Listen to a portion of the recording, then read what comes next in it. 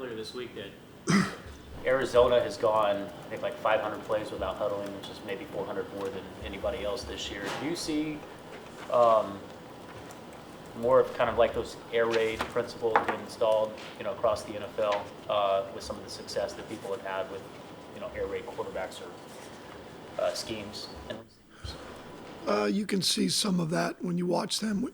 We've played some other teams where we've got to watch the Cardinals offense. Obviously this week we're not preparing for that, but we've seen, them on tape, and you can see some of the same things that they did at, that Cliff has done before. But you've seen some of that throughout the NFL, even previously. Concepts are concepts. 4 verticals is 4 verticals. Curl flat, 3-level routes. What they've been running, Y cross has been around forever. So it's just a matter of, are you really going to spread it out? And they've decided they're going to spread it out. I mean, they're in wide open sets, a lot more 4-wide personnel than most people, from what I've seen. Jack, other than the score on offense, is to wear down the defense with that up-tempo. How does that affect the offensive game planning when you know your opponent's going to try to keep your defense on the field?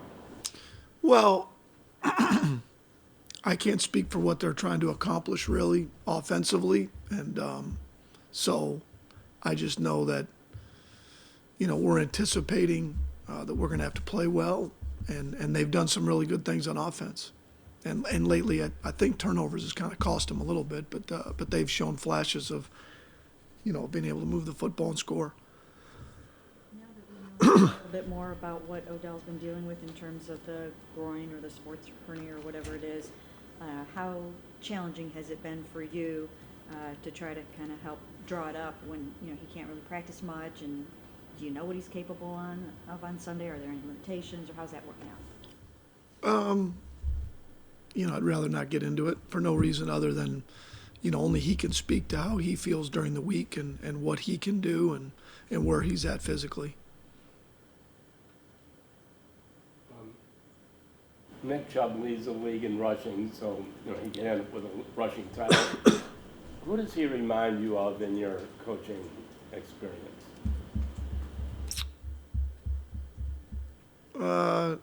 Hard, to compare him to anybody. I just think he's a really good football player. Gets downhill, hard to tackle with one defender. He's just a really good football player.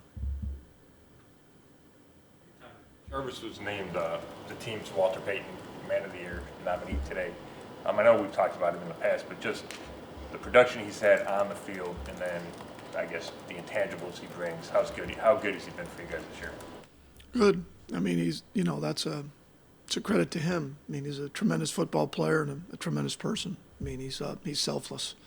When it comes to doing things off the field for people, he's got a great heart. You can see he's got a passion for football and a passion for people in life.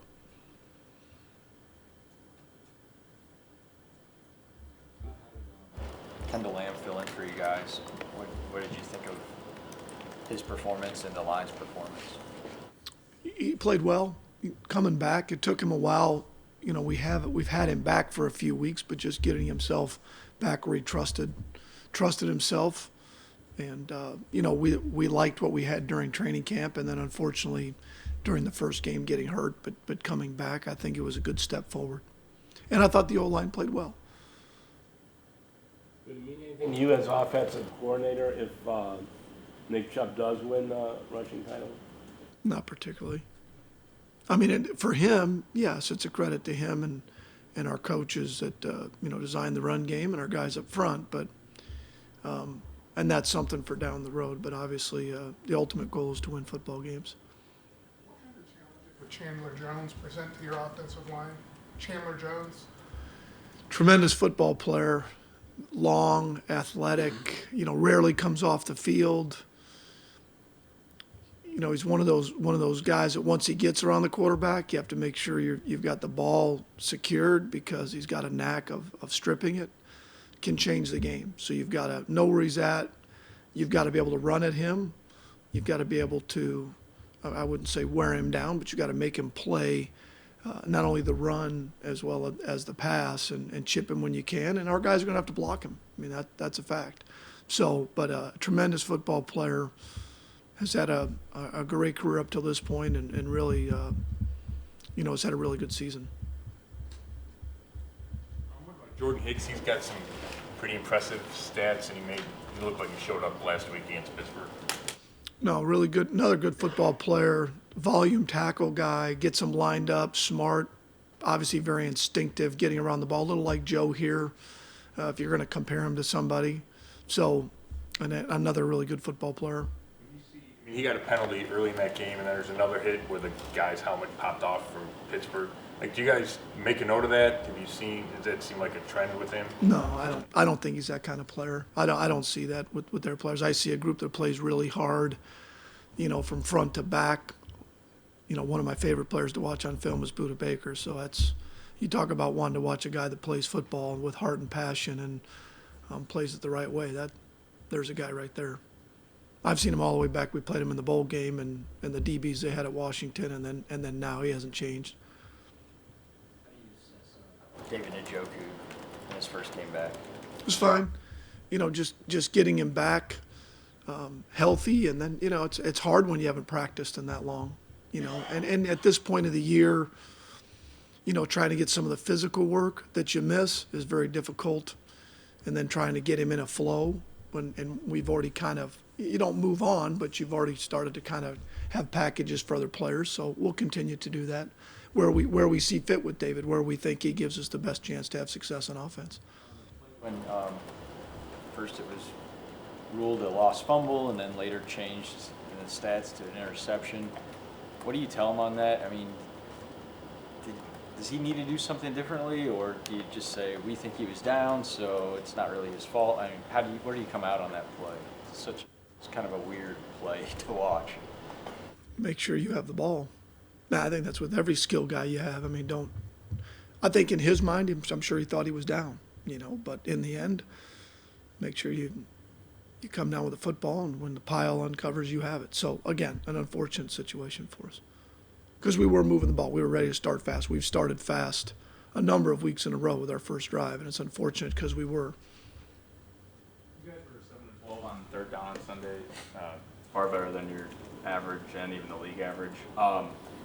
Why do you think that is? Were you guys better on earlier downs, or was it just simply third down execution? Where did you see improvement? All the above. We had shorter third downs, and when we didn't have third downs, we actually executed a 3rd and 19 that led to a touchdown. You don't get that very often. Then we executed a 3rd and 10 that led to a field goal. So the longer ones we had, we converted.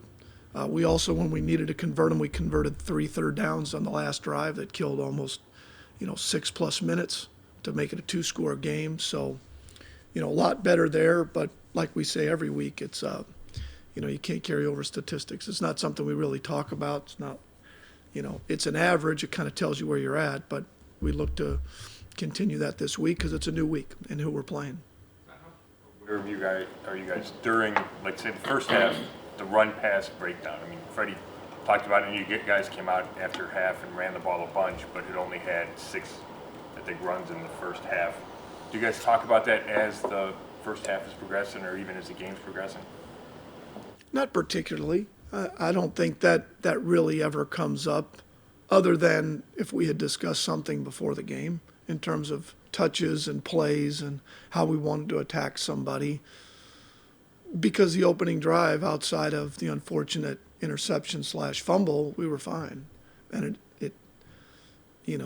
are we looking to get Nick Chubb and Kareem Hunt the ball? Of course, they're both very good football players. So that's an obvious question. But in the end, the object is to score points and to not turn it over. So however you have to do that, you just need to make sure you're able to run it when you have to run it.